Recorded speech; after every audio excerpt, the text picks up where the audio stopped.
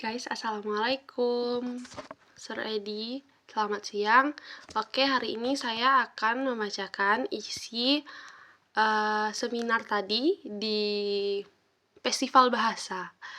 Ada dua narasumber tadi. Yang pertama, tema dari acara ini adalah membangun kesadaran bahasa melalui pendidikan.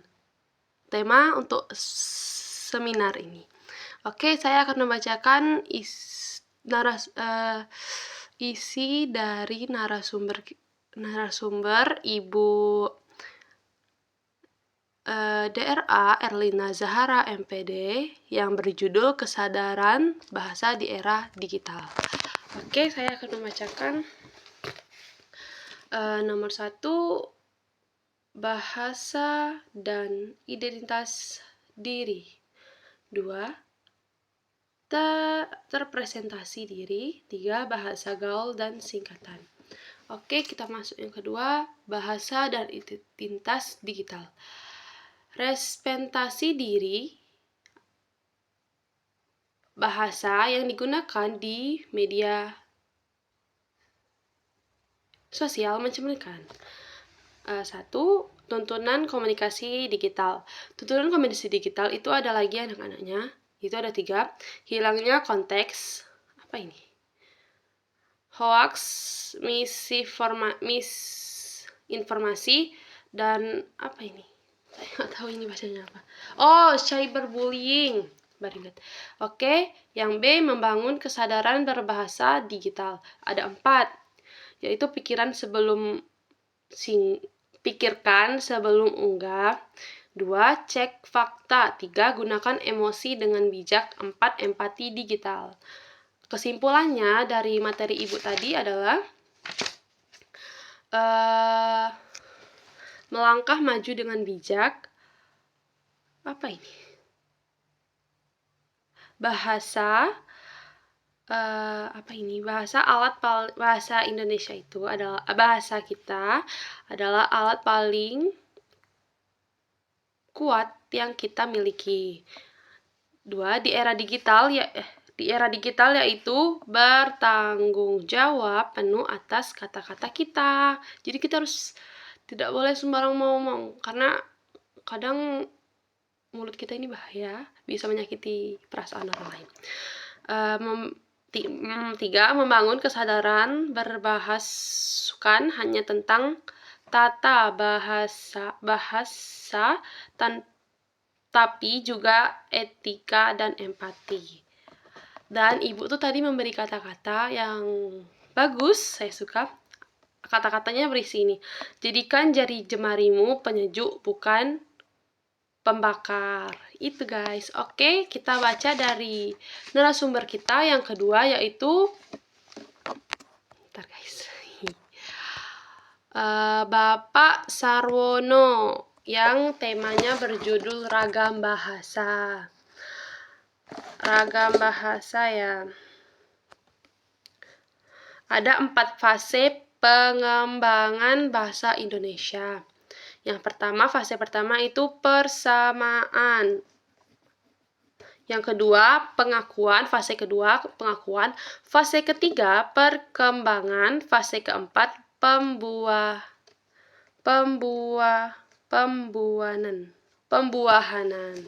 Gitulah. Terus, bahasa Indonesia itu bahasa persatuan dan bahasa resmi negara. Jadi kita nggak usah malu kalau kita bahasa Indonesia gitu. Pokoknya gitu guys. Terus bahasa Indonesia itu bahasa pergaulan, menjembatani komunikasi antarus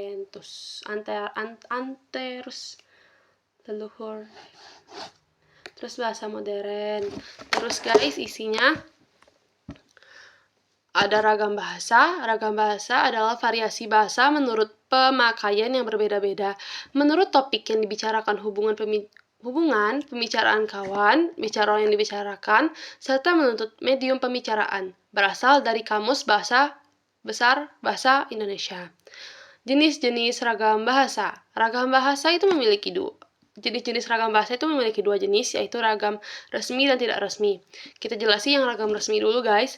Ragam resmi itu digunakan dalam situasi formal seperti pidato, surat dinas, rapat resmi, atau dokumen hukum. Ciri khasnya adalah penggunaan bahasa yang baku, kalimat lengkap, serta struktur yang simetris. Guys, bentar ya. Ragam tidak resmi. Sementara itu, ragam tidak resmi digunakan dalam situasi informasi seperti obrolan sehari-hari, percakapan di media sosial, atau komunikasi antara teman. Ragam ini lebih fleksibel, santai, dan ekspresif. Meskipun demikian, penggunaan tetap harus memperhatikan konteks dan lawan bicara agar tidak menimbulkan kesalahpahaman. Ragam lisan dan ragam tulisan dan ragam itu memiliki dua lagi, yaitu ragam lisan dan ragam tulisan. Ragam lisan itu bersifat langsung dan spontan. Ia mengandalkan intonasi, nada, suara, gestur, dan ekspresi wajah untuk memperkuat makna. Ujaran ragam ini umum digunakan dalam percakapan sehari-hari untuk presentasi, diskusi, wawancara, dan pidato. Yang kedua ada ragam tulis. Ragam tulis itu seperti ragam tulisan yang digunakan dalam media tertulis seperti artikel, surat laporan, dan karya ilmiah. Bentar ya.